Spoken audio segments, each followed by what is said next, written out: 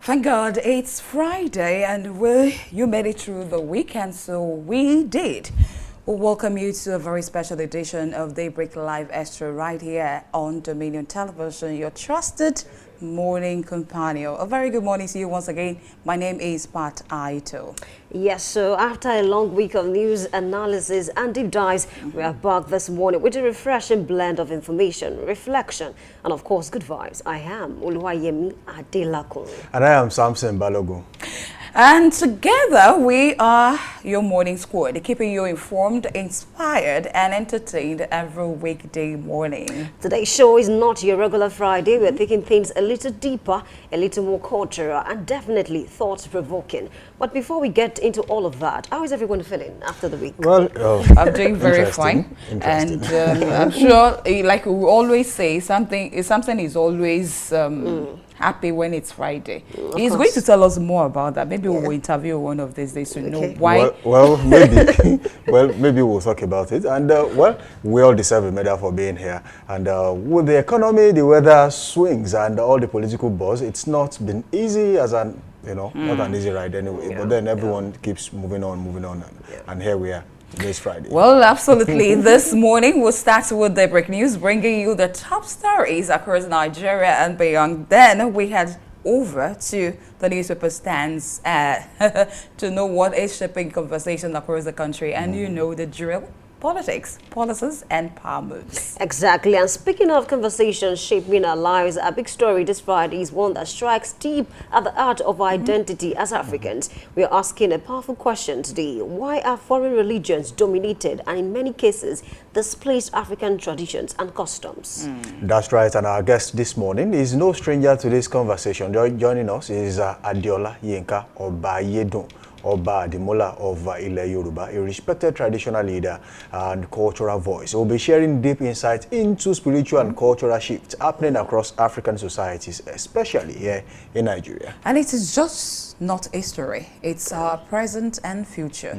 We will be talking about the loss of traditional practices, the marginalization of native spirituality, and what this means for our heritage, unity, and self-worth. Exactly. It's going to be enlightening and maybe even challenging. So we invite you to stay with us, keep an open mind, and let's explore this together. You are right. And of course, we'll wrap things up with Trend Watch, all the buzz of social media gist and what Nigerians are saying online. You know what we do here and how we do it. So get your tea or coffee, sit back, and let's spend this Friday morning together. It's Daybreak Live Extra. The Friday special edition. Exactly, and you can keep the conversation going by dropping a comment on our various social media handles on Facebook, Instagram, and TikTok at Dominion Broadcast, and of course on X at Dominion Cast. We'd love to read your comment on the show this morning. So good morning, ladies. All right, good morning. Actually, it's really nice to be back here on a Friday to, you know, entertain you guys. At least I have become the Cedric the Entertainer. But of course, Samson with a joke. You're here to entertain us. Okay, we're right Cedric here. the Entertainer. All right, we're right here. I would love entertainment to go beyond this table, really. Of course, we are extending that to our viewers at home. Definitely. Well, interestingly, we'll be talking about, you know, a little bit of nostalgia this morning, something so many people have really forgotten, or maybe one way or the other, the economy made them forget about it. And that is the use of the usual lantern we used to see back Which then. of the lantern? There is one Yoruba will say Kufi. No, it's not Django, no It's Kofi. not that one. You know, as at the time, the Kofi and the so-called Django was being used by the not so rich, while, you know, the ones who could afford some luxury actually would get the lantern we're talking about. So it's a blend of what they can afford and versus what, you know, it's available. But then it has evolved. And one thing I noticed is, even if you still want to maintain the use of lantern at this, do you know how much they sell a liter of kerosene? It's very expensive, and apart from that, it's even scarce because I mean you can't just get it anywhere. Unlike 7 years ago, that you can easily buy kerosene. At your beck and call at the nearest filling station. In fact, they used to hawk even kerosene within there. estates, within local communities, you can always get kerosene. But now, but for me, I feel like I can still get, because I bought one some months ago. Really? I think it's one. Why are you I'm interested. Why are you looking at me that way? You know, I bought one like half.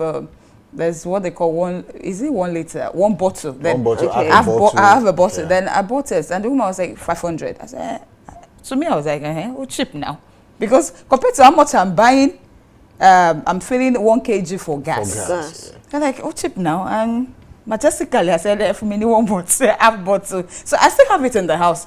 Not because of anything, but because I use it sometimes for some things. Okay. And that's why I just like, I went to, I think it was Gates. That was where I bought the kerosene then. As There's far as still Gates. people, or we still have some people that are still like, well, you cannot come and change my lifestyle. This is my lifestyle. I still make use of the lantern or the Jago or the Kufi. We still have some people that use do you know the funny thing about you know, the lantern as at that time is families who could afford to get it, if at any point you break that glass, I love to wash the glass while I was young. that means you are not eating dinner that day, or probably your breakfast is gone. Or possibly your school feeding will go for it. Go for it. Really? Because I remember we have the small shade, we have the larger one, the bigger one. and we I still think they were in 3 different sizes at the time. The One, small two, one, the smaller the one, medium, and medium. then the big one. Yeah. well, we still have it. In the somewhere. last it 10 was- years, I've not seen any lantern anywhere. I use. I Do still you see know it then, too. even lantern at the time had categories.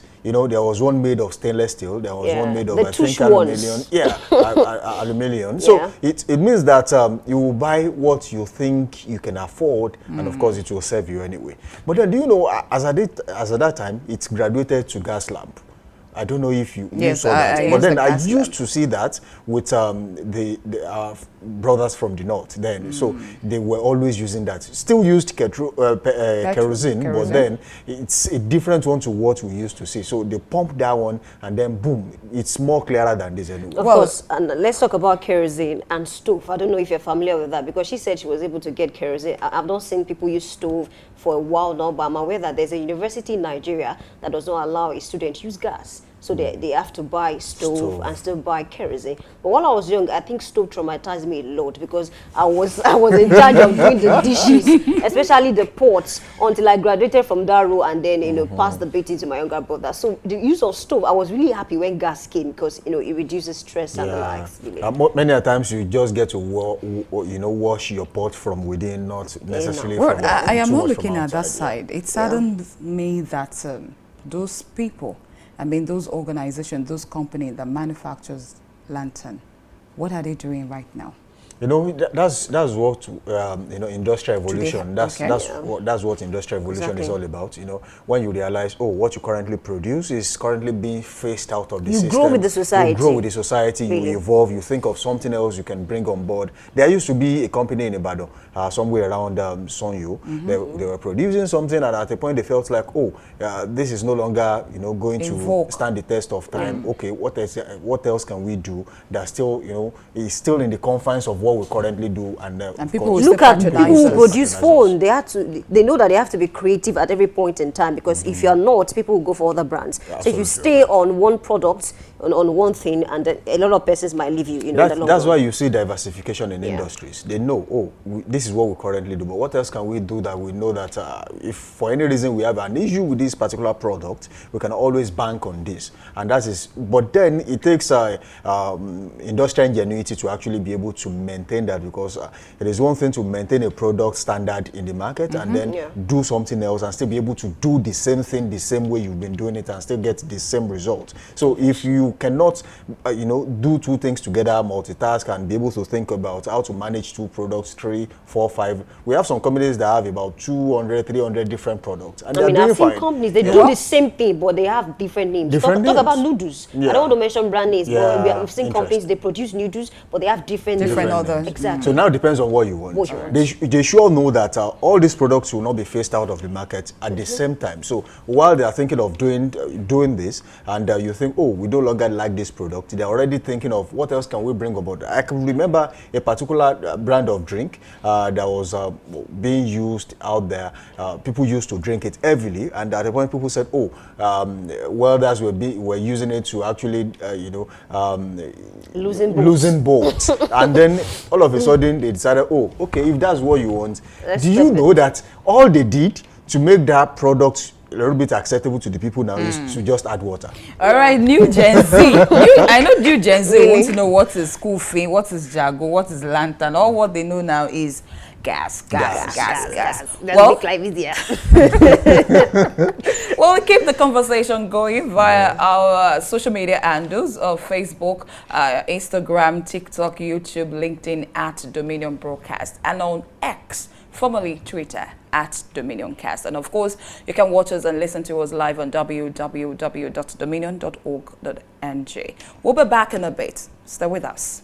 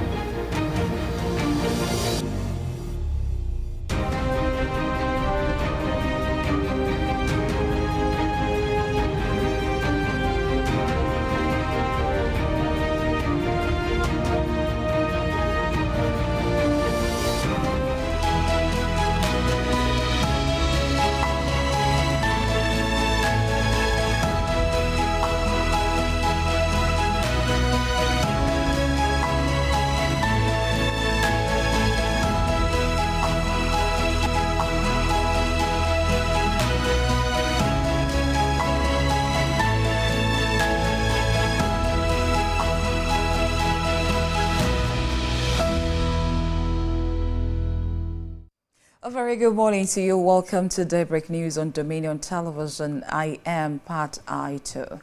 The Minister of Art, Culture, Tourism and Creative Economy, Barrister Ananatu Musa Musawa, has clarified that the Nigerian government has not received any official communication from the United Arab Emirates UAE regarding a reported change in visa policy affecting Nigerian citizens. In a statement, the minister assured that visa issuance for Nigerians by the UAE is still proceeding without disruption. A clarification comes in response to an article stating that the UAE had imposed stricter conditions on Nigerian visa applicants. The federal government has announced the temporary suspension of the recruitment application portal for Nigerian Immigration Service (NIS), the Nigeria Security and Civil Defense Corps (NSCDC), the Nigerian Correctional Service (NCOS), and the Federal Fire Service FFS. The Secretary to the Board, Major General Abdul Malik Jibril, made this known in a statement stating that the application portal will be reopened on Monday, the 21st of July 2025. Jibril also assured the applicants that the decision to suspend the portal will help ensure the system efficiently handle the high volume of applications and allow for a smooth, transparent and fair recruitment process. The Nigeria Labour Congress (NLC) has raised concerns over the country's poor global standing on workers' rights, revealing that Nigeria has once again been ranked among the 10 worst nations in the world for labor rights violations. The president of the NLC, Joe Ajaero, made this known during the 60th annual general meeting of the Nigerian Employers Consultative Association (NACA) held in Lagos. The NLC described the ranking as a national embarrassment and called on employers to lead the charge in reversing the trend. Ajaero urged NACA to lead by example in promoting respect for labor laws and upholding the principles of collective bargaining, which are essential in regulating the fast-growing platform economy and improving workplace safety. The Defense Headquarters has revealed that troops arrested 2 members of the National Union of Road Transport Workers for allegedly transporting arms and military uniforms meant for terrorists in Borno State. The Director of Defense Media Operations, Major General Marcus Kanye, disclosed this in Abuja while briefing newsmen on the military's ongoing operations across the country. He noted that the suspects, identified as Isa Abdullahi and Abdullahi Mohammed, were apprehended in Leah, Bill local government area of Borno State while taking delivery of a whale bill from a truck driver in line with the prior intelligence received by security forces. The Executive Chairman of the Oyo State Universal Basic Education Board, Nuredi Adeniro, has disclosed that the board will soon embark on massive construction and renovation of classrooms across the 33 local government areas of the state. He stated this while featuring on the Umitutu 2.0 inter-ministerial briefing held at the Governor's Office Secretariat Agodi Ibadan. The chairman further explained that the policies of Makinde-led administration in the basic education sector, covering primary and junior secondary schools, have helped to greatly reduce infrastructure deficit and improve the quality of education in the state. Now to politics. The Executive Governor of Oyo State, Seyi Makinde, has described the People's Democratic Party (PDP) as an institution. Makinde stated this in an interview, adding that politics is a game of interest. Hence, there is freedom of entry and exit from any political party for a politician. He expressed confidence in the party's strength and future, emphasizing that the defection of party members would have no negative effect on the party. Now to business. The federal government has expressed concern over persistent revenue losses traced to lapses in tax compliance by ministries, departments and agencies, MDAs. These lapses in tax compliance have been particularly identified in the areas of withholding tax deduction, value-added tax, VAT, Remittances and Stamp Duty Administration. The Executive Chairman of the Federal Inland Revenue Service, Dr. Zak Adedeji, made this disclosure during the FIRS Office of the Accountant General of the Federation OAGF Stakeholders Engagement held in Abuja. He stated that when public institutions comply with tax laws, it sends a strong message to the private sector and the wider public that no one is above the law. And in sport, Mubarak Sani has agreed a move to Nigerian Premier Football League (NPFL) side Niger Tornadoes. Sani was on the books of former NPFL champions Rivers United last season. The midfielder parted ways with the Port Harcourt-based club following the expiration of his contract at the end of the 2024-2025 season. Sani played a key role in Rivers United's second-place finish last term. Sani is expected to be unveiled by the Ikon Ala boys before the start of the new season. Always know that you can visit our website on www.dominion.org.ng to watch us live and interact with us. You can also follow us across our social media platforms, Facebook, Instagram, TikTok, YouTube, and LinkedIn at Dominion Broadcast, and on X at Dominion Cast. And that is the Daybreak News. Thank you so much for watching. Good morning.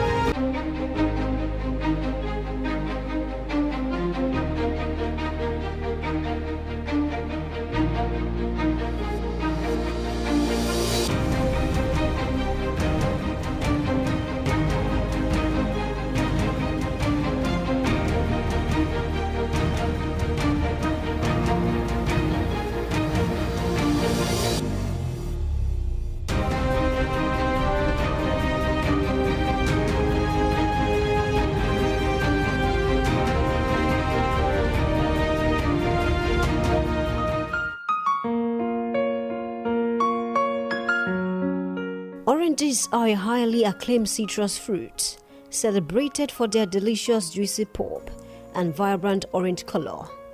They are an outstanding source of vitamin C and a wealth of other essential nutrients, enjoyed in a myriad of ways, whether eaten fresh, juiced, or used for zest in various culinary delights. Types of oranges: we have sweet oranges, the most popular variety, renowned for their delightful sweetness, making them perfect for fresh eating, juicing, and cooking. Navel oranges, a type of sweet orange distinguished by a small navel or growth at the blossom end, making them easy to identify and enjoy. Blood oranges, with their striking reddish flesh, these oranges offer a unique berry-like flavor that stands out. Mandarin oranges, known for their loose, easy-to-peel skin and irresistible sweetness, they are a favorite for snacking. Clementines, a particular type of mandarin orange that is especially sweet and seedless, making them a convenient treat. Bitter oranges, well sour, these oranges are invaluable for making marmalade and enhancing flavors in various dishes. Valencia oranges, this late-season sweet orange is praised for its juiciness and ability to produce a sweet juice that remains fresh even when exposed to air. Acidless oranges, known for their low acidity, these oranges deliver an exceptionally sweet taste. Oranges are undeniable nutritional powerhouse, brimming with vitamin C, fiber, and potassium, as well as other vital vitamins and minerals. Their impressive health benefits encompass boosting the immune system, promoting heart health, and supporting digestive well-being. Key nutritional components and their benefit. Vitamin C. As a phenomenal source of vitamin C, Oranges act as powerful antioxidants that bolster the immune system, aid in collagen production, and enhance iron absorption. Fiber. The fiber content in oranges is crucial for regulating blood sugar levels, lowering cholesterol, and improving digestive health. Potassium.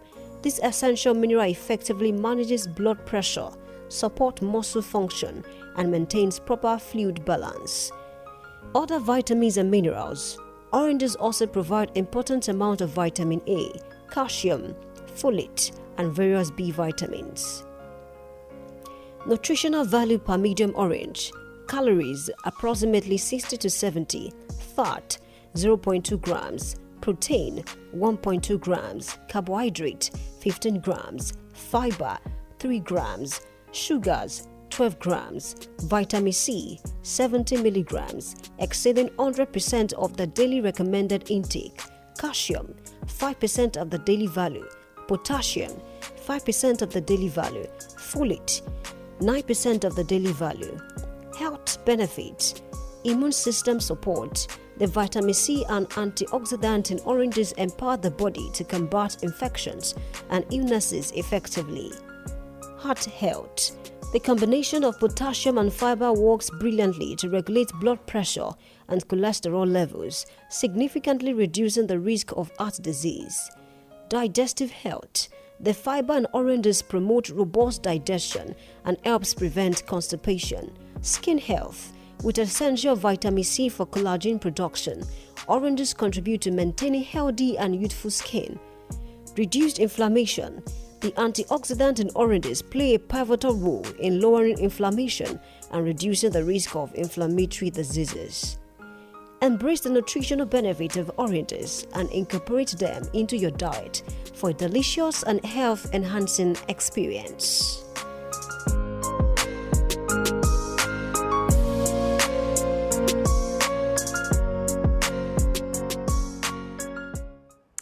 All right, good morning once again. I welcome you to another edition of Headlines Analysis on Dominion Television. And of course, this morning we have quite a number of headlines to talk about. Let's start from this Nigeria. I have this one that says soldiers reject 13.7 million naira bribe from terrorists, says the HQ. And that headline has its writers. Dismisses claims of Turkish terrorist group in Nigeria. Troops apprehend transport union members for conveying arms to terrorists. Quite a number of, issues going on within these people. And I think, this is not the first time that soldiers, will recover money and, of course, reject money, from these terrorists. But it's a good development, the fact that they were not motivated by the money to, do things that can harm citizens of this country. 13.7 million naira. I mean, it might not be a lot of money to some persons, but it's something. The fact that they were able to reject this bribe, from the terrorists, says a lot about how disciplined they are. And, of course, we look forward to, things like this, going forward. Let's take another headline this morning. I have this one that says Kachiku raises the alarm over plots to hijack ADC by political gang. That headline has this rider and says party not old people's home. I think a lot of controversy surrounding this coalition party ADC. The fact that some members of the ADC, former members, are saying that we are not going to allow old people rule this party. I think speaking about old people, you can talk about the likes of Atiku, you can talk about the likes of El-Rufai, the likes of Amici. These people came from several political parties, from SDP, from PDP to come and join ADC. So we are looking at headlines on this Nigeria newspaper, and of course we are still talking about the headline that says Kachiku raises the alarm over plots to hijack ADC by political gang and says party not old people's home. But if you look at political parties across this country, I don't think there's any party where we don't have old people. I mean, I don't think there's any. So it's a matter of time before these people, calm down on this issue and, of course, allow those old people, according to them, stay in the party. Also have an headline here that says Buhari's patriotism was lived in actions, not words. Tinubu, of course, let's talk about that. I think a lot of persons, politicians, I've come out to say that this man was patriotic even after he left office, even while he was in office. There were a lot of things he did not do. He lived a simple life and the likes. But a lot of Nigerians really do not agree with that. Going back the fact that, he made a lot of promises while he was in power, and to them, they feel he did not really fulfill most of the promises. However, we have that headline this morning. It depends on how you see the story. Do you think it was patriotic? Do you think he lived in actions and not words? Let's take a look at another headline on this Nigeria. It says, Tinubu renames University of Maiduguri after late president.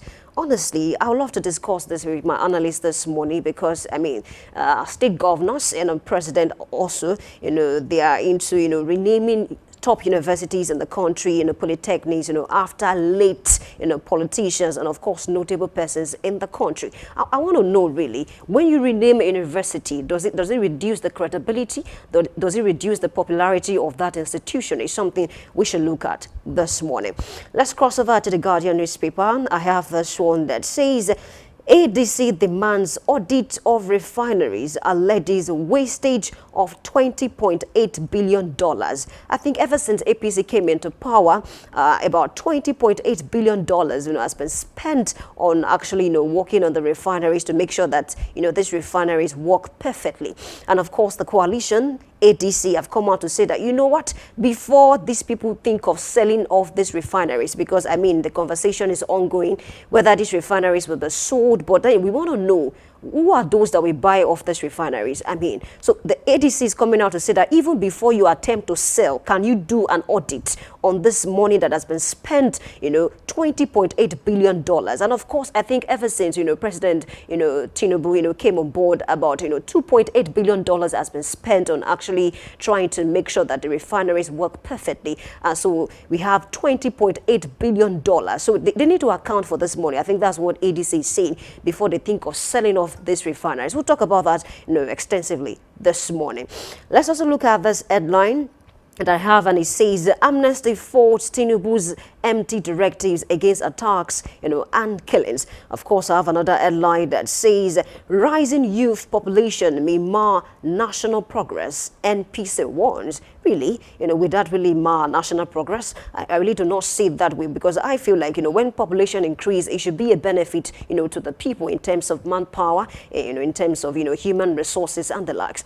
Let's cross over from The Guardian to another paper this morning. I have the Daily Times, and of course I have this headline that says APC government spent $18 billion on refineries rehabilitation. ADC, that's coming from ADC, demands audit before sales. We just discussed that, this morning. Let's also look at this headline that says Nigeria no longer imports combat drones, bombs. That's coming from Ochefu State against amendment of Electricity Act.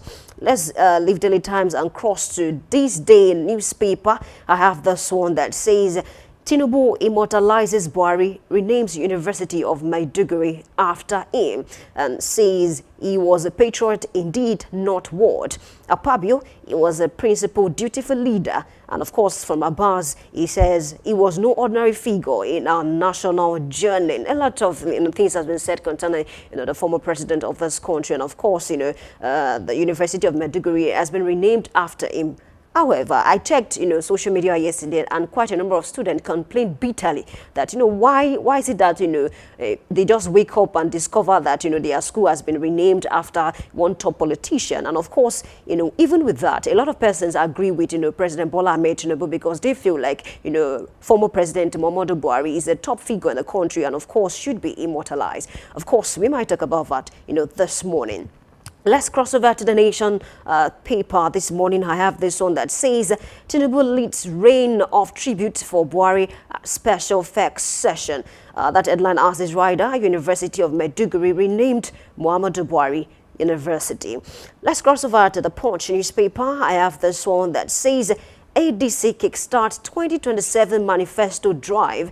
And of course, that headline asks this riders, says opposition coalition pledges fair ground. Atiku Obi Amechi offers. Daily Momondo quits PDP Kachiko warns Obi against accepting VP slot. It's a lot to unpack on this headline alone. I mean, of course, during the week we saw that Atiku, the former vice president of this country, left the PDP for the ADC, and of course, Festus Keyamo, I read a tweet when he was talking about the fact that why is it that Atiku had to resign this week, when the country is still mourning former president Muhammadu Buhari, and of course, a lot of persons came out to defend Atiku that he has every right to resign from a party whenever he feels like, and of course it is entrenched in the constitution to do so.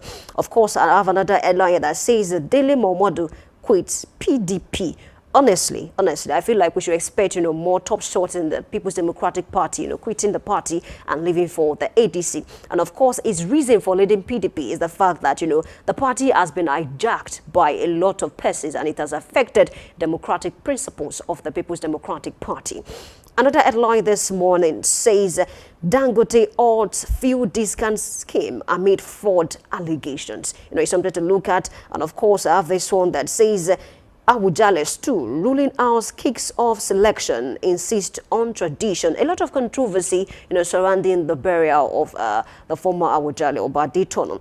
The fact that, some traditionalists were barred, from, conducting the burial ceremony of the former Awujale. And is a topic for discussion because a lot of persons are asking, is it that we want to forget about, our culture? Is it that we want to shift, to modern religion and, of course, not give credence, to the culture of the land? Moving away from the Punch this morning, I have this headline that says we have disbursed 73.2 billion naira to 396,252 students in 1 year, and that's coming from NELFund. Really, this is a lot of money. And of course, looking at the figures, 396,252 students. Of course, we want to talk about this. We're going to talk about this morning. How many students, have been able to access, this loan? How effective as a loan, as the loan helped, the student in terms of paying for their tuition fee? Because I still see a lot of, complaints online. People still complain about the fact that they cannot access the loan. A lot of persons don't even know where to go to, the website to click, questions to ask. So I believe that NELFund should do more in terms of this loan, apart from bringing out huge figures like these, 396,000 students, they need to do more in terms of helping the student to get access to this loan. Of course, I have another headline here that says ADC demands full audit of $21 billion spent on Nigeria's refineries, once again selling them off without consulting critical stakeholders. Of course, I have another headline here that says Buhari served Nigeria completely unblemished, says Festus Keyamo. Of course, I think apart from him, a lot of persons have great things to say about the former president of this country. Of course, I think I have to take one more headline before we go on a short break and, of course, invite my analyst for this morning. On Nigerian News Direct, I have this headline that says state kick against Senate proposed amendment of 2023 Electricity Act. Of course, this is where we are going to, stop, concerning the headlines, for this morning. We need to go on a short break, and when we come back, we invite my analyst to help me make sense of some of the top stories that we have on the dailies this morning. Please stay with us. We'll be right back.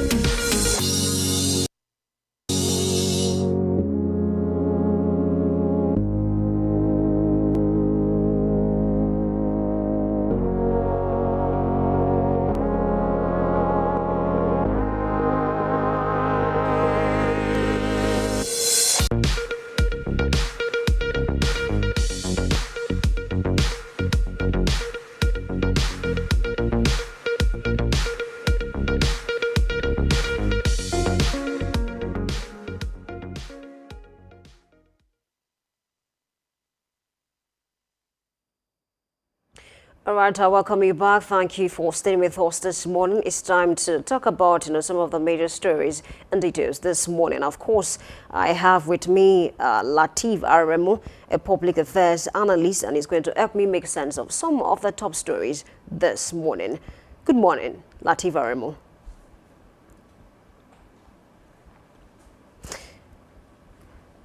Oh, okay, I think we need to continue. There's a bit of network issue there. Of course, one of the major headlines that we have this morning is talking about, renaming universities and polytechnics, after the late president, because recently, I think in Oyo State here, the Polytechnic of Ibadan was renamed after the former governor of Oyo State, that's Omololu Olunloyo, and it sparked a lot of controversies. People complained bitterly, alumni bodies.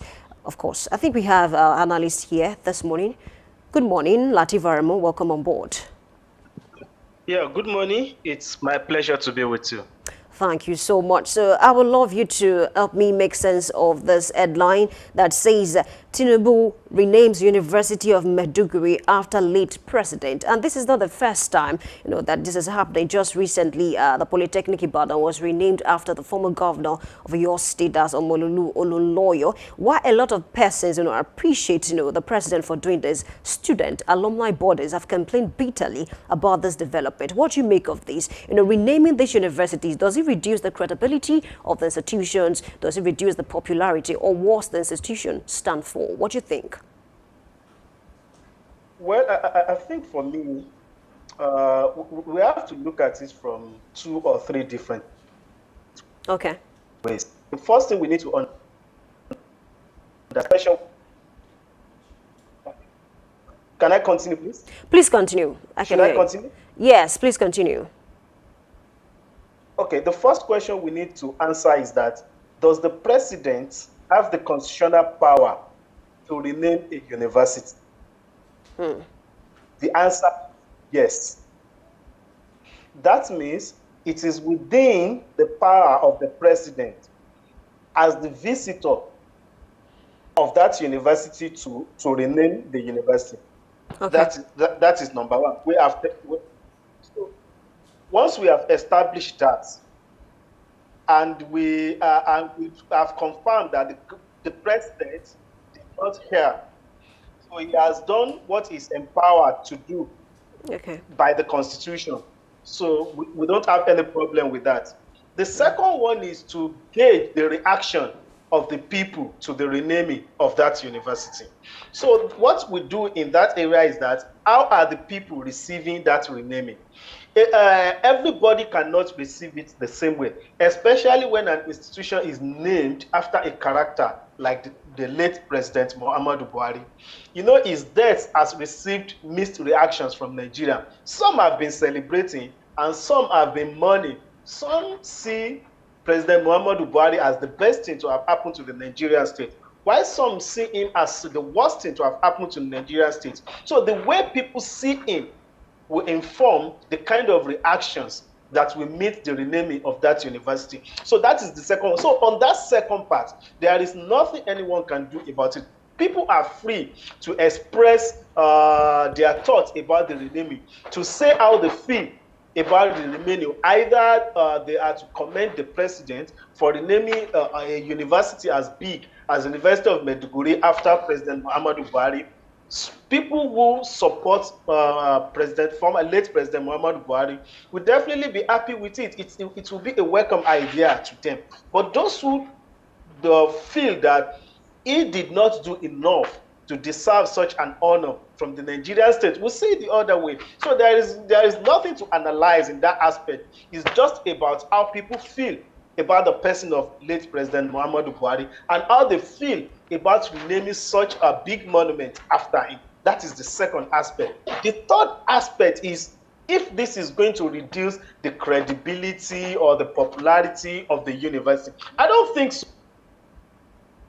So this is not what in the 80s. The popular Obafemi Awolowo University used to be University of Ife. It was renamed, and I don't think that has taken anything away from the university. Federal University of Technology, Yola, was renamed Adama Modibo University, and I don't think that has taken anything away from the university. The old Ogun State University was renamed Olabisi Onabanjo University, and I don't think that has taken anything away from the university. So my own opinion, now this is my own personal. Okay. This is how me about to rename me. I don't think a bit of a network issue there, but I think I can get him. He's trying to say that it doesn't really say a big deal when it comes to renaming these universities. But I think, I mean, how do you feel? Okay, you can actually try to reason with some of the students, especially the current one. You know, a lot of them, you know, find it difficult to adjust to the new name, especially when they are used to the formal name. And of course, I mean, some persons even talked about the issue of certificate. So I really do not, you know, see these as, you know, out of place. If some students complain about the issue of renaming, I mean, they have a right to complain, but then it's within the right of the president to do that. You know, it would have been nice for him to complete his thoughts on that, but then we have a bit of network issue this morning. And of course, you know, he spoke about, you know, University of Ife, Obafemi Awolowo University, and that was renamed, you know, many years ago. Maybe some students are finding it difficult to adjust with the fact that, you know, this university, you know, has been for decades with that name. So coming out, you know, to rename it, a lot of persons are finding it difficult to adjust to that. Well, you know, it depends, you know, just like he said, you know, depends on how people see this issue, you know, from different angles.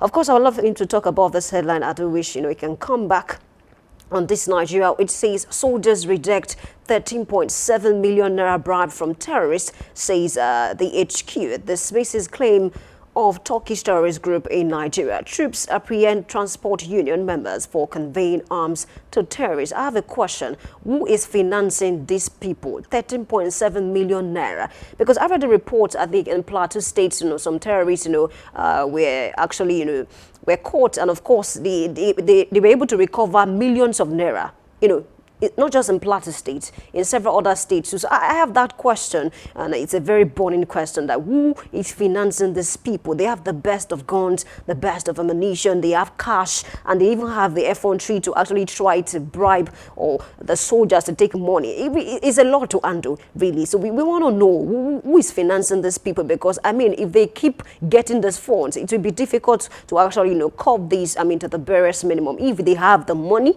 they have the manpower, they have the ammunition, they have the guns. It's a lot to handle. Of course, let's cross over from that headline and, of course, look at another headline this morning that says ADC demands audit of refineries alleges wastage of $20.8 billion. Really, you know, it's a lot, you know, to talk about concerning this matter. $20.8 billion, you know, spent on these refineries over the years. And let's, you know, let's cross down to the current administration of President Bola Mohamed Tinubu. And of course, I read the report that says about 2.8 billion naira has been spent in this administration of about 2 years to take care of these refineries. I recall just recently, you know, members, people, executives around this area have come out to say that, you know what, these refineries are back, you know, they are working perfectly, and then a lot of Nigerians were excited only for us to hear the issue of, okay, we are looking at, you know, selling off this refinery so that, you know, we can use the money for something else. And I want to ask, who are those that we buy off these refineries? You know, really, if we sell them off, you know, the money, what are we going to do with the money? And looking at the fact that, you know, Dangote refinery has been working perfectly. Imagine we have 3 refineries in this country and we cannot even say something, you know, good or something, you know, noteworthy about this refinery. It's a lot to handle, looking at the fact that a lot of money and has been spent on this refinery, yet no tangible result on this. You know, it's really sad. And of course, we do hope that, you know, even before these refineries will be sold, you know, just like the ADC, you know, said, let there be an audit of this huge amount of money. $20.8 billion is a lot of money. Let's know how this money, you know, was spent in terms of, you know, tackling the issues surrounding the refineries. Of course, another headline this morning that I have with me, let's check out this headline on the Daily Times. I have this one that says, still the same headline, saying APC government spent $18 billion on refineries rehabilitation. ADC demands audit before sales. Let's talk about another headline this morning. Let's cross over to the Punch newspaper. I have this headline that says, ADC kickstarts 2027 manifesto drive. Opposition coalition pledges fair ground for Atiku, Obi, Amici, and others. Daily Momodu quits PDP. Kachiko warns Obi against accepting VP slot. I think the former presidential candidate of the Labour Party was asked recently that, you know what, in case you don't get the presidential slot, you know, of ADC, Are you going to leave the party? What would be your next line of action? And he said that, I'm not going to talk about that, like the Yorubas would say, he's still trying to keep those things, in his pocket and, of course, not reveal it to the public yet on what he's going to do should he not get the presidential slot. But looking at, the caliber of people in the ADC currently, Atiku, his body language says he would love to be the flag bearer of the party. And, of course, I think I read a report yesterday, a major person, the PDP said, is like the doctors recommended, being a president to former VP, that's Atiku Abubakar, because he's not going to relent. He has contested, severally, and of course, he's still going to contest, looking at his body language. So, who is really going to get, the party slot? Is it going to be Atiku? Is it going to be Amechi? Is it going to be Peter Obi, or someone we are not even talking about currently? We look forward to, how all of this will play out in the next few weeks or months. And of course, Obi has also said that he's not going to take VP slot regardless of whatever it is. And even people, his supporters, the obedient, have also said that, what, should you take the VP slot, we are not going to support you, except, you take up the presidential slot, because we would not love you to be a VP to anyone. And of course, a lot of persons have also, left the party. Daily Momodu will look forward to other persons leaving the party in the next few months. Also, let's talk about this headline that I have with me on the Daily Independent, and it says Buhari was never moved by temptation of power. That's coming from Tinubu. It says his incorruptible standard will not be forgotten. Renames University of Maiduguri after him. Buhari chased honor in place of wealth. And of course, the final writer says he was a moral compass, source of guidance. We've talked about that. A lot of persons, have this to say about the former president. Why a lot of persons are still complaining bitterly, about his administration. And of course, just like my analyst said before the network, shot him out. He said it depends on how we see these, different angles. A lot of persons benefited from that administration, while a lot of persons did not. The final headline that we're going to look at this morning, before I say my viewer here on this particular segment, is on Daily Independent as well, that says we have disbursed $73.2 billion to 396,252 students in 1 year. That's coming from NELFON. Apart from these figures, we want to see the breakdown. We want to see the data, the number of persons, per university, Polytechnic, College of Education that have been able to benefit, from this loan. It's not just about the data. We want to know, and of course, there should be an orientation on how to access this loan. A lot of persons do not have access to this loan, and students have complained bitterly. We do hope that, that will be worked on. All right, I want to say a big thanks to you this morning for joining this segment on Daybreak Live. Thank you for being a part of the show. Please stay with us. Do not go anywhere. It's time to join Big Story, and of course, Samson Balogun is waiting. My name is Oluwayemi Adela, when I'm saying good morning.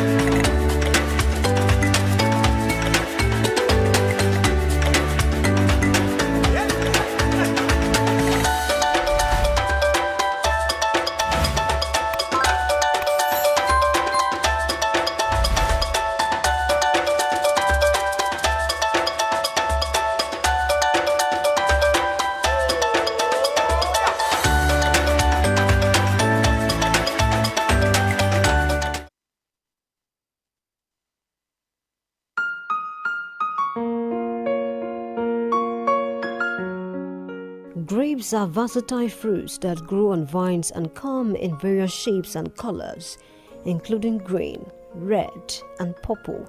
They can be enjoyed fresh, dried into raisins, or transformed into juice and wine. Packed with antioxidant, vitamin C, and potassium, grapes offer a wealth of nutritional benefits. Incorporating grapes into your diet can greatly enhance your overall health due to their rich array of vitamins, minerals, and antioxidants. Here are some key benefits of grapes. It supports cardiovascular health. Grapes provide a significant source of potassium, which helps in regulating blood pressure.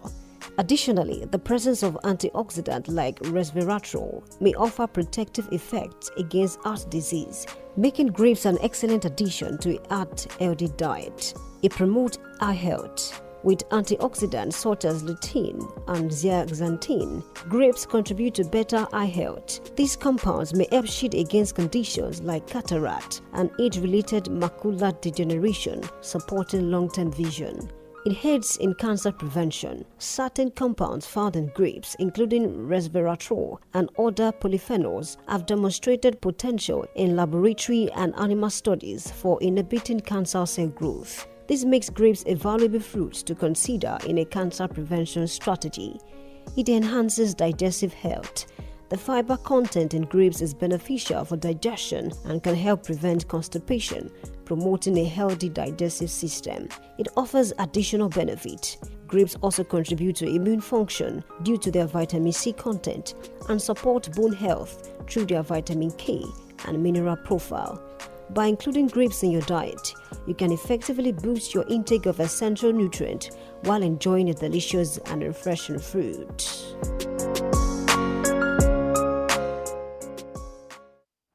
All right, good morning and welcome to the big story on Daybreak Live Extra right here on Dominion Television, where we go beyond the headlines to explore the deeper narratives shaping our identity, culture, and society.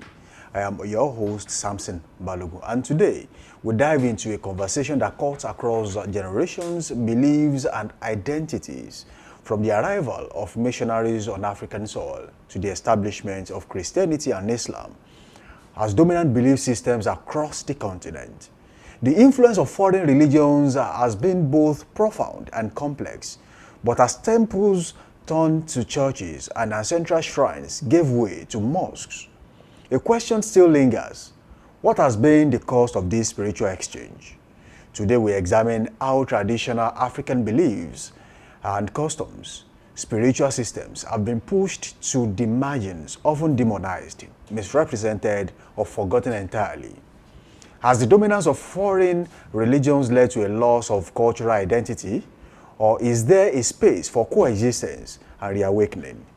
Join us this morning as we cultural thinkers, religious scholars, and custodians of indigenous heritage who will help us unpack the spiritual transformation of the African continent and what it means for the future generations. Good morning once again. This is the big story.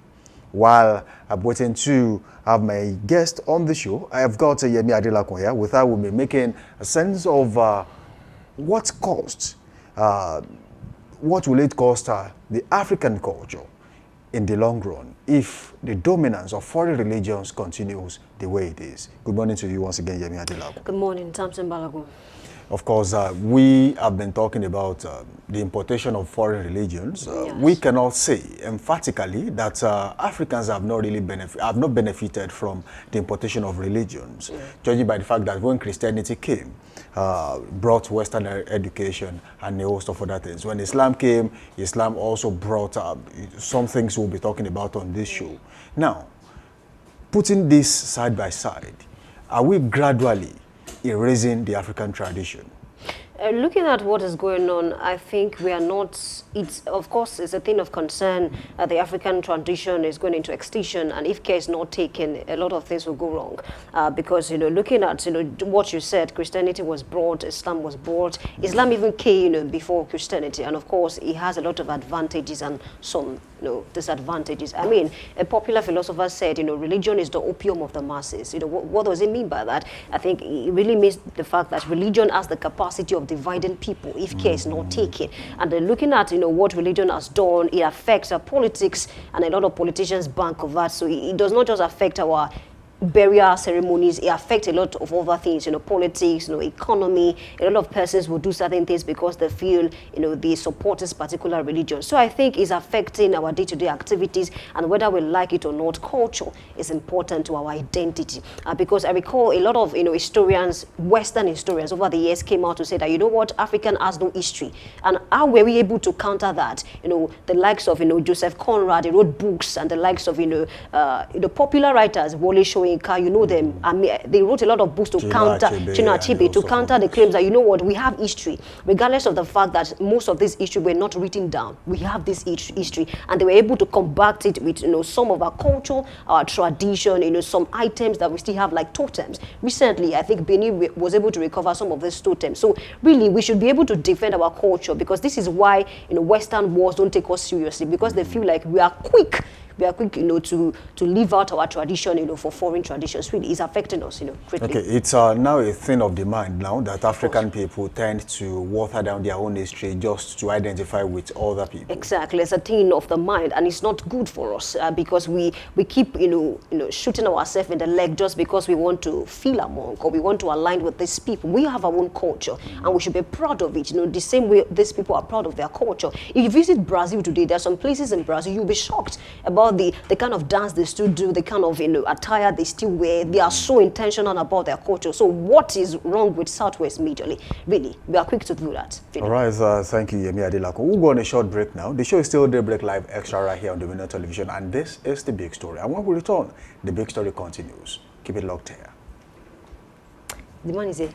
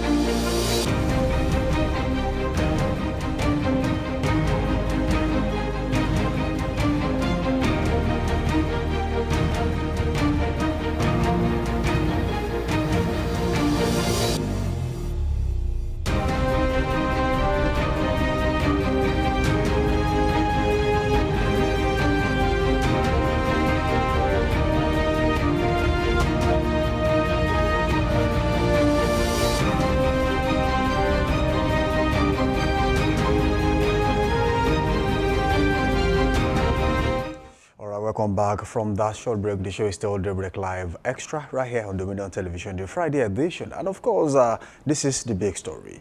And I now have my guest in the studio, and together with Yemi, we'll be making sense of what we have on this show this morning. And he's no other person than Oba Ayedun Adiola Yinka, the Obanla Adimola of Yoruba Kingdom. Now, he's here with me in the studio. Good to have you in the studio, sir. Good morning, my brother. All right, there's a lot to talk about on this show.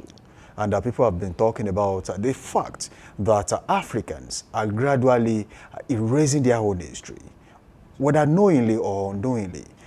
As a custodian of history, a custodian of Yoruba tradition, how have you been trying in any way to make sure that history stays alive? Okay, Yoruba nation has evolved over times, and we have our history, pre-colonial days, and even after the colonial masters, you know, took over the protectorate, we maintained our history. But shortly after the independence, a little bit of distortion came in via political brigandage of the colonial masters, now trying to twist the situation and the position in their favor to be able to manipulate the citizenry of Nigeria as a whole, as a country. Don't forget, Yoruba is a nation, Nigeria is a country. But as custodians of culture and tradition, this had been maintained over times in the sense that that's the essence of the Obaship institution. The Obaship institution evolved over times, you know, starting with the days of Oduduwa, or what you can liken to Ife Empire, to the Yoruba Empire, to Ibadan Empire, and coming down to the days of what political manipulation we have as Western or the West. For the political advantage, they call it the West in those days, Western region. Western region. Which happens to be the Yoruba land, you know, that extended to today's Delta State and up to Kwara. And then, as a matter of fact, Lagos, you know, we had like 6 or 8 states, what they call middle, Bendel and the rest of it, yeah, into it. But in the process of military incursion into politics, now, you know, the military men, when they come in, the first thing they do is to suspend the constitution and then come up with decrees.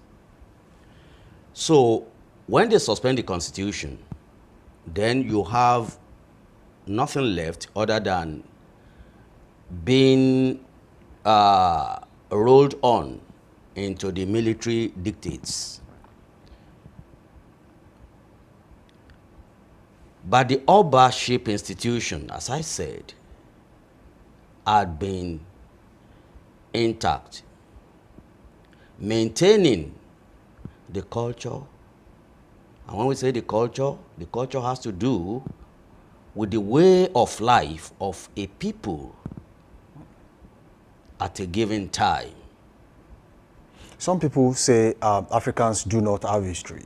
And then at that point, you begin to ask questions on why some other people, especially in the Yoruba race, tell conflicting stories. You hear a story from here, oh, this is how Yorubas came to be, and then another person says something different. So they are conflicting stories. So if there is truly history, why do we have conflicting stories? Okay, thank you very much. You see, Africans, we have our history As I said, the colonial masters, when they were trying to divide Africa for their own advantage in order to be able to take our resources, they decided to give us something to replace our history, particularly religion. Religion. You know, we have our history. They said Mungo Park discovered River Niger. Have you ever heard of that before?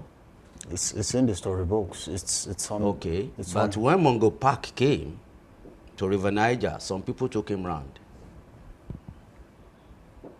You fathom that into logics and see what that means. So I discovered Dominion TV. But meanwhile, Samson piloted me into the studio, settled me down and all that. Is that not fraud? That is a colonial fraud to say we don't have history. We have our history. At the time, it was suspended, as I said, for the political expediencies of the masters then. And what still, when the independence came in, they were trying to manipulate the history of the people to suit each political agenda of the reigning parties, or as the case may be.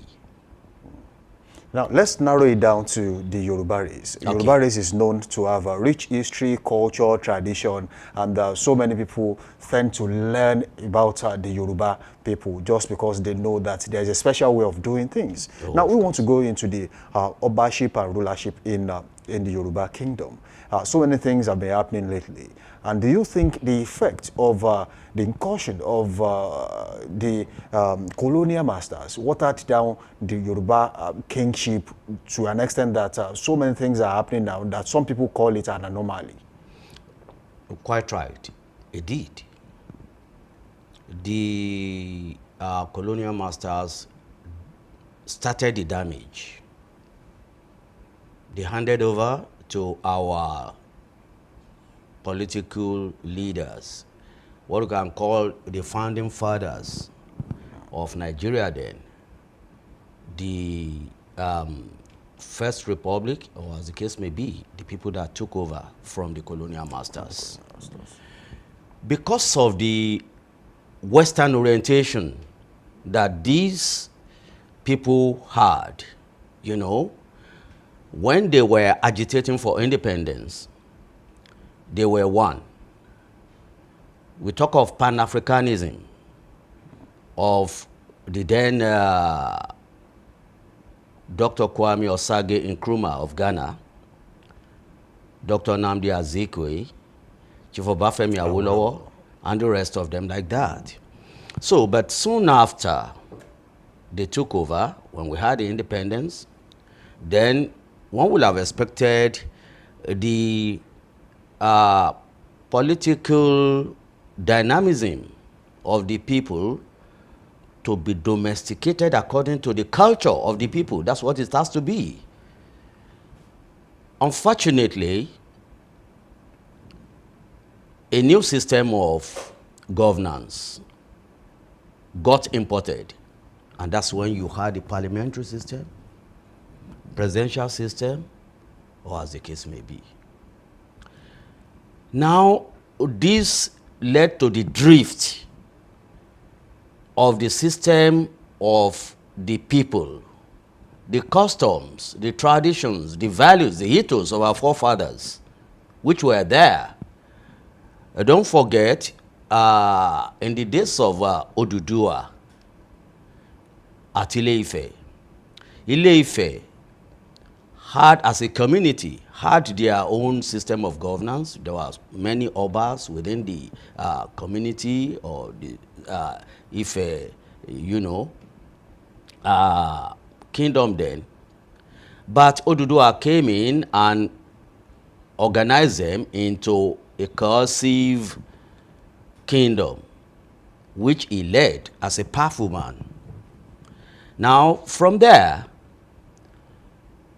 the story of Oromiyan, the grandson of Oduduwa, that evolved with another kingdom, the so-called Oyo Empire, you know, they had their system of governance.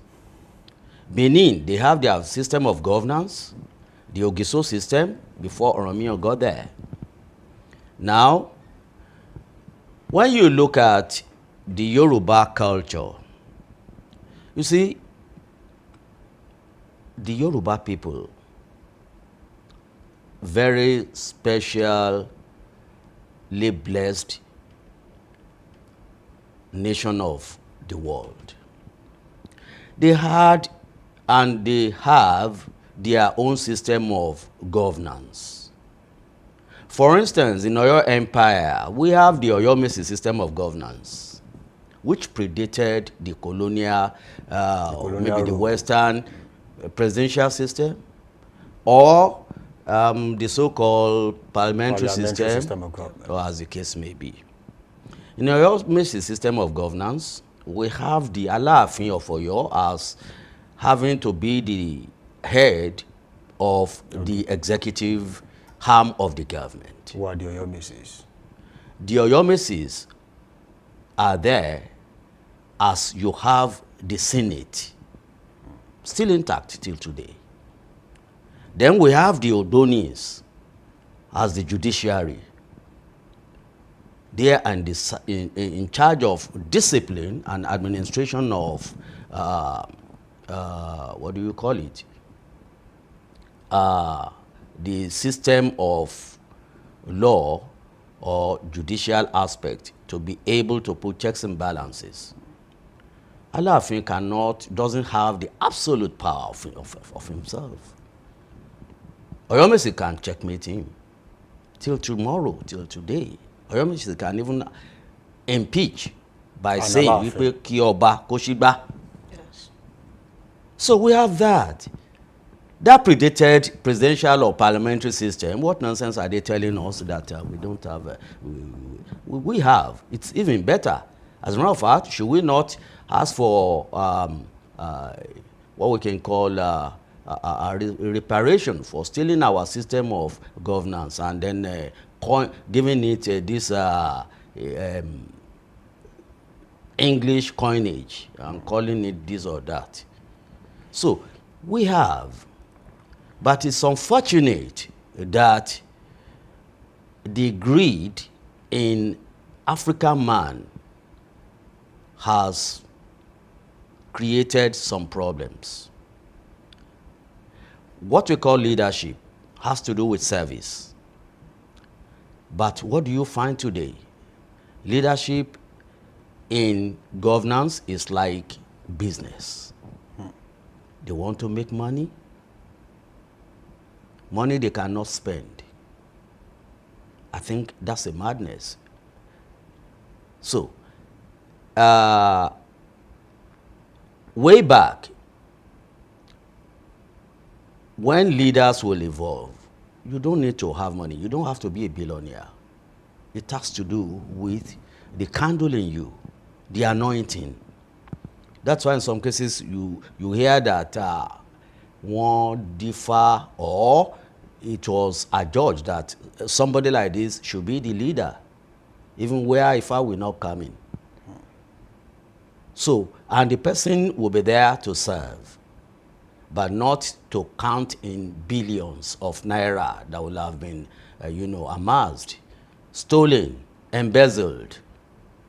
So, these are the ways where we need to look inward.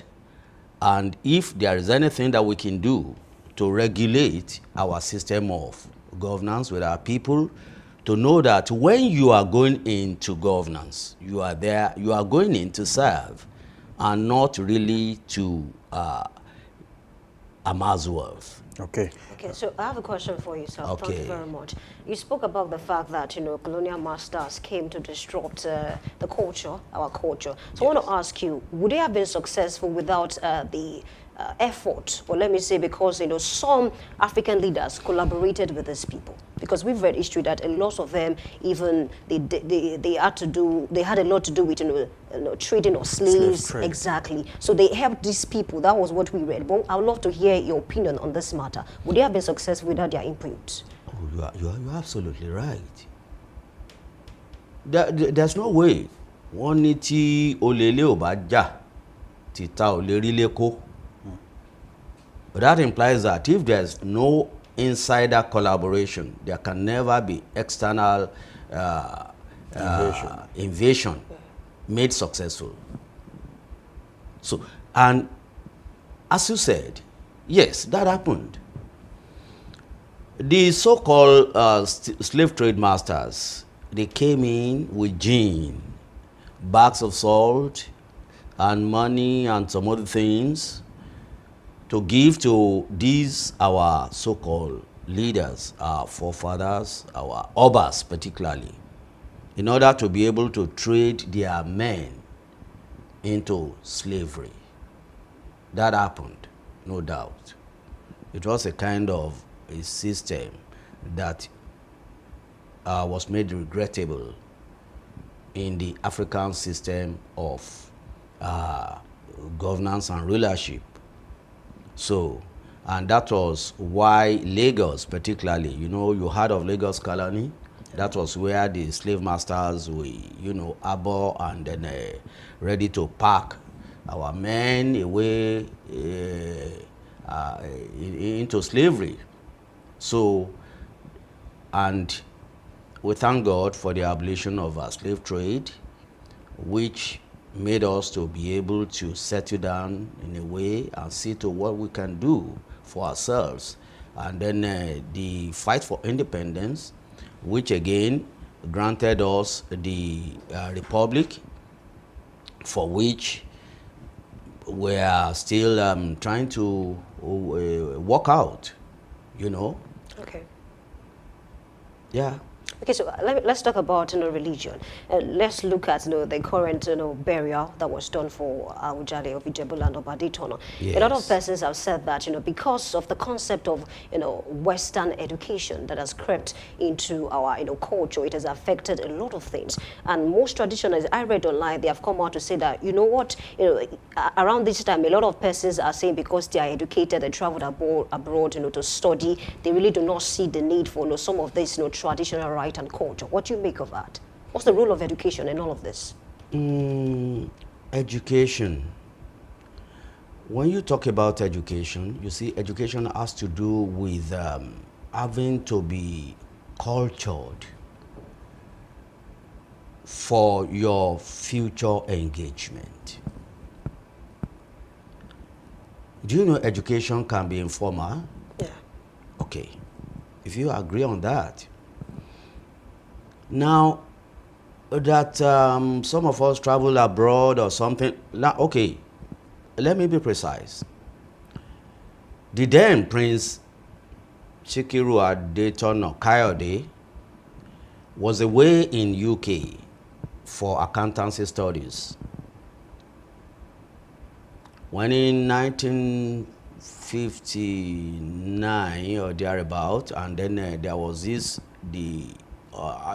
before the Adetono, the Oba that died, and then the Ifa actually picked on the father of Oba, late Oba Sikiru Adetono. But the Ogbeni Oja, that's Odutola, that's the regent, okay, thought of having educated man on the throne for some reasons. I will not go into that. When we had, in those days with the colonial masters, as I told you, some of the learned obas, the educated ones, they were very few. Of them, we have like the Alake of Eba. It was Alake of Abeokuta. because he was educated, so he was able to speak in English to communicate with the colonial masters, the white and all that. So he's the one that will be called upon to be able to disseminate information onto others. And in that, it's like giving him the edge as the leader. We have Alake of Ake, we have Oshile of Okeono, we have Bagura of Agura, Agura of Bagura, and then the Olowu of Owu in Abeokuta. That's the way we have it. So that was what led to the Alake of Egba.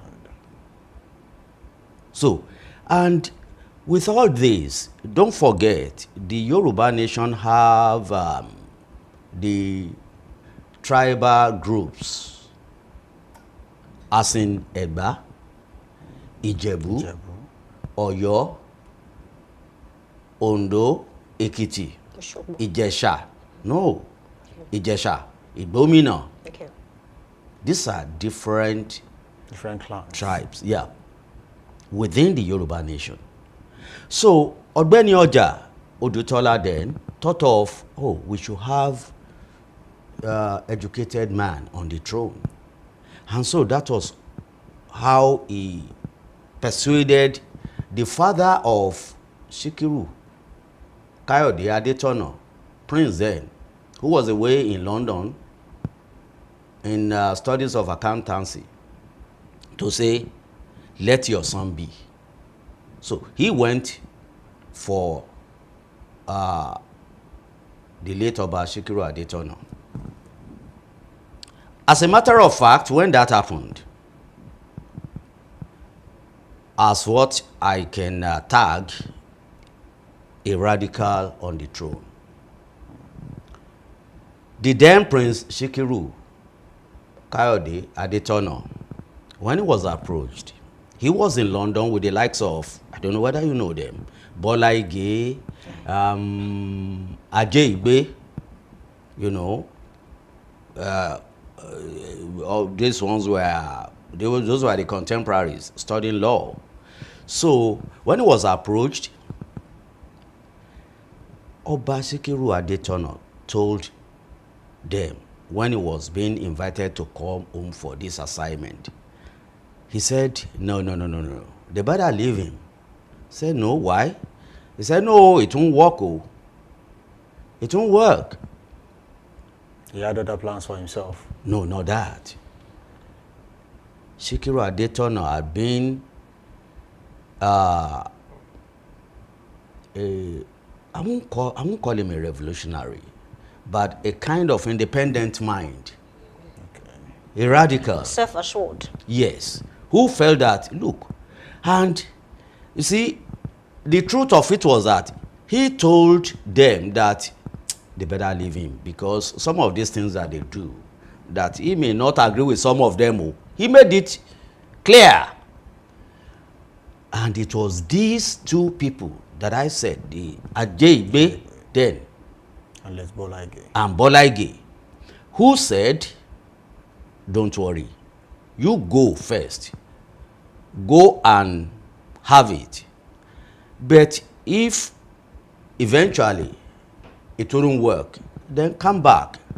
We will contribute money to sponsor your studies, because he was in England on scholarship then. So that's how he came home.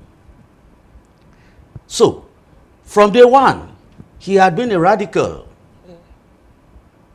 What I call a radical on the throne. Yes, what about this? What about that? Like, there is a story of whether if Oba dies, then the closest servant in the palace, called Abobaku. Abobaku, will have to be, you know, sacrificed with him, so that that one will be carrying the luggage In the afterlife. in the afterlife. So, which is like to Shikiru Adetono and to some of us, what's all this nonsense? So, and then we thank God that have been abolished, even in Oyo. So, that is how he came in. So, but the concept of education, as you asked, Okay. whether the education influenced it, whether it was a kind of westernized culture that infiltrated into the system. No, no, no, I don't think so. See, culture in itself is dynamic. We are living in a dynamic process. The whole system of life is crumbling, and new ways of life are fast emerging. In those days, we have tribal marks. You'll find that again. That's part of our culture. Okay, you're talking about radical changes in the belief system Yes. in Africa. Now, I'll talk about a trending story of the Oluwo of Iwo Land, Okay. Oba Abdul Rashid Okay. Teluwan, who said, look, the recent happening in Ogun State, in the Jebode to be precise, the burial of the late Awujale, is a precedence, and that gives every other king leverage to be buried the way they wish to be buried. Now, some are now saying, look, you cannot become a king traditionally and say, look, and when I'm gone, I want to be buried as a Muslim or as a Christian. So there has to be a distinct difference between what you have chosen and what happens when you are no longer there. So is Oluwo making a point here, or just another way of watering down the tradition we are talking about? Oluwo is trying to deduce a fact from the recent happening. You see, in Ogun State, a bill was presented to the State Assembly requesting that Obaship institution should be done in a transparent way of new day system, and that is installation should be according to the religion of the Oba elect. Prior to that, the Ijebu people came together. You know, I told you we have the Ijebu, different from Edba, different from Ijeshas. Yewa. No, in Ogun State. In Ogun State, Yewa. The So, Aworis too. good, fine. So now, Ijebu people came together. You see, I can remember on some occasions when they will have the installation of some of these obas. I think I've attended 3 or 4 where the late Awujale will invite me. We are very close. We ate, we dined together. He held one of my highest point of life in history when Awujale, as arrogant as people thought he was. No, I don't see it so. I remember a day Awujale in his palace after our transactions and the meeting and all that. Awujale held plate on his hands like this and said, look, you are my guest. So just, at the buffet, that okay, I should pick whatever you want to eat and all that. Then at one occasion there were series of installation rites to be done. We were there. I was there with my wife. Let me be precise. With Awujale, here, my wife there or something. And they were doing all these things that they had to do. My wife remarked that Awujale knew some of these Christian songs even more than choir masters or choristers. Major Christians. Honestly, ask anybody. Before they say this one, that one, and Awujale will see like this, a man of deep candor and, So, and when after all these things, they said this one, that one, he will be even the one where they... So, things were done in our presence there. As I said, my wife was there, just my wife, Awujale, and then we were there, everything. Then after the coronation, they said they had to take the Oba elect, now fully installed, to somewhere where they have to, put him into regalia or whatever. So we couldn't do that before they bring him out, and then the, what do you call it? The jubilation and the merrymaking will start. While they went to do that, we were still there in the hall. I didn't see anything fetish. I can remember that day very well, very, very, very well. In between, while they went inside, we wouldn't know what they went to do. And Kabiyesi Awujale, myself, my wife, and then maybe some other chiefs and maybe some other lesser obas, you know, left there on the ITB in front. So we were waiting. And then, so when they eventually come back to say, well, Oba is fully installed and all that, and then they had to do this singing and all that. They did Kabiyesi, all this, whatever, whatever. So the next thing they said, we should come inside and eat and go and eat with Oba Okinje Onita. Awujale said, look, let us sit down here, and then, you know, it was that kind of a radical. They said, well, what is it? If you want to eat anything, you know, go and bring it and all that. They pleaded. I can remember precisely. Some people were Kabiyesi, want to eat, you know, a flat where we will go in and eat and do all that. Awujale insisted that we are comfortable here, we are okay here, that kind of a thing. I can remember that today because it was like a tug of war. We want to prepare and all that, you know, that's Awujale for you. And it was like, okay, bring wine and all that. So the issue, we really have to go because our time is spent on the show, sir. Okay, thank but you then we say a very big thank you for coming on the show today. We know that this conversation has not ended. We surely will have you know, a more robust time to have this deep conversation with you, sir. Thank you very for much. honoring this Thank you for joining invite. us this We're morning. grateful. Thank you, sir. Grateful to God. All right, and that wraps up the big story for today on Daybreak Live Extra. A truly enlightening and thought-provoking conversation, whether you believe in tradition, religion, or the blending of both. One thing is clear, Africa's spiritual identity continues to evolve. Remember, our culture is a relic of the past. It is the soul of our present and the voice of our future. Let the conversation continue in your homes, schools, places of worship, and most importantly, within yourself. My guest today has been Oba Ayedun Adeola Yinka, Obanla Adimola Ile Yoruba. Thank you for joining us in the studio today, sir. Samson Balogun is my name. Thanking you for being part of today's journey. Stay informed, stay conscious, and as always, stay true to your roots. See you next time.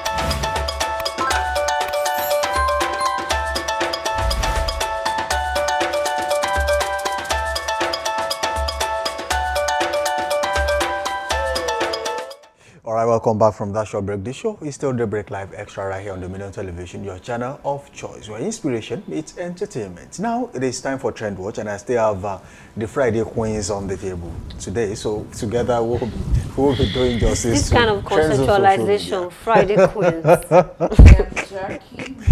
She doesn't know that. Don't tell her. Okay.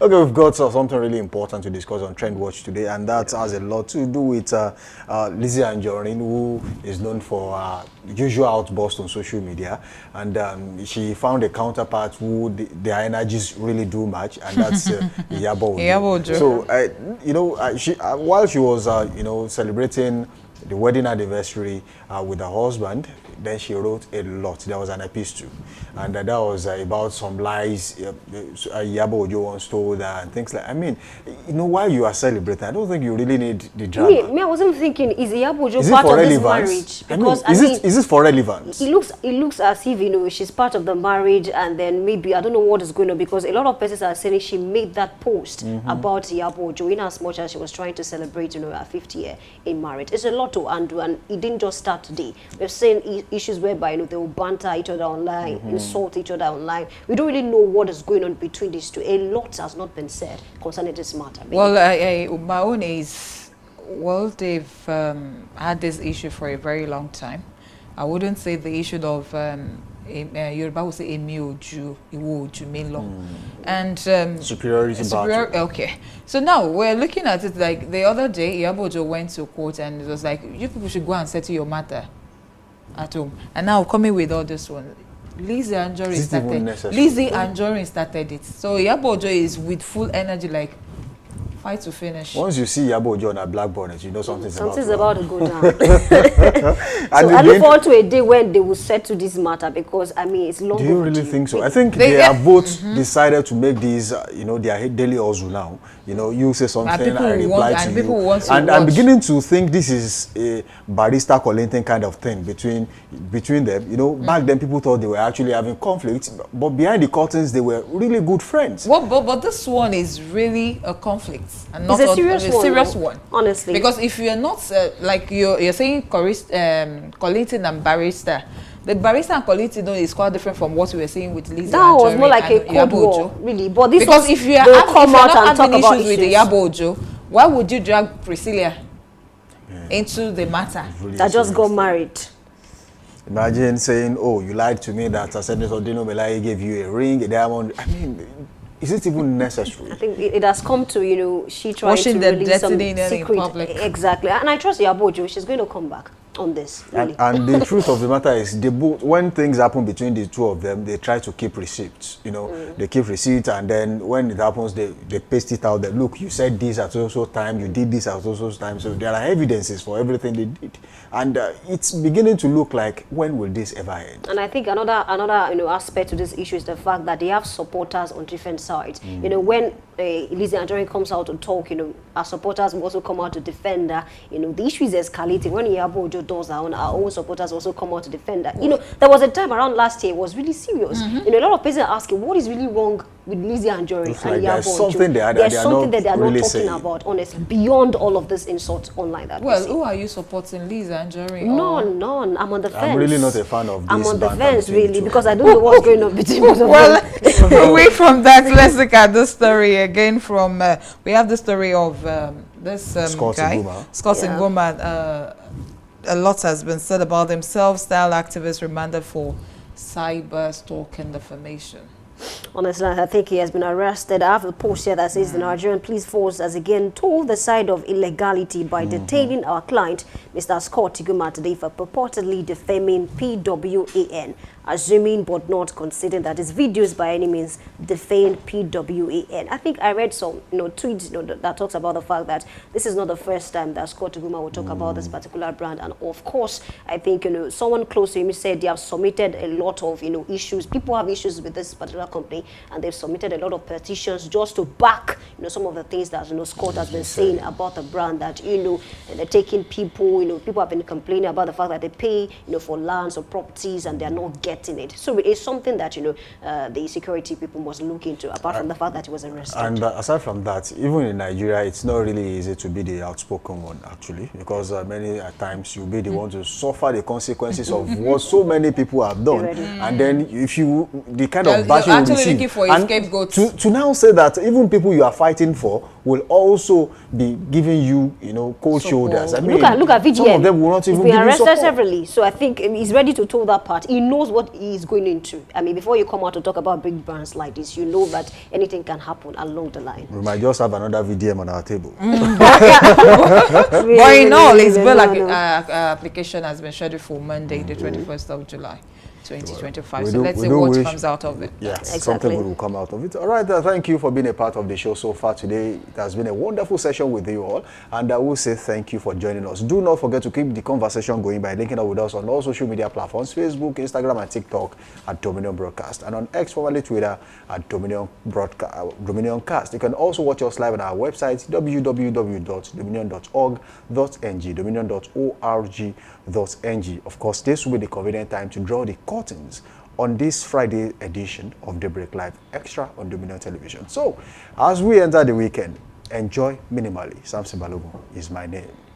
All right, thank you so much for being a part of the program. Do well to join us same time next week, you know, Mondays to Friday. My name is Oluwayemi Adelakon. I'm saying today's Friday. Do well to enjoy yourself, and of course, be reasonable with it. Thank you for joining us. All right, I am Pat Aita saying have a wonderful weekend. Bye for now.